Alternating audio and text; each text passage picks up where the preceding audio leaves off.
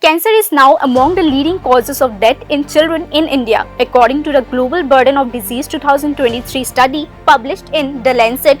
Cancer ranked as the 10th leading cause of death among children in the country, which highlights a growing but often overlooked public health challenge. While infectious diseases have long dominated child mortality in India, this shift signals a changing disease burden that demands urgent attention. Globally, childhood cancer is even more prominent. According to the study, it is the 8th leading cause of death among children worldwide, surpassing diseases such as measles, tuberculosis, and HIV/AIDS. Despite these numbers, childhood cancer often receives less attention than infectious diseases, partly because it is less common and more complex to diagnose and treat.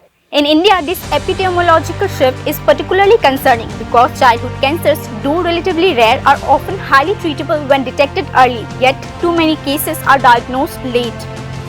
According to the Indian Council of Medical Research's National Center for Disease Information and Research, childhood cancers account for roughly 3 to 5% of all cancers in India in 2022. In India, Mizoram has the highest cancer incidence and mortality rate, with Aizawl district reporting an age-adjusted incidence rate of 269.4 per 1 lakh man. Bureau News Now.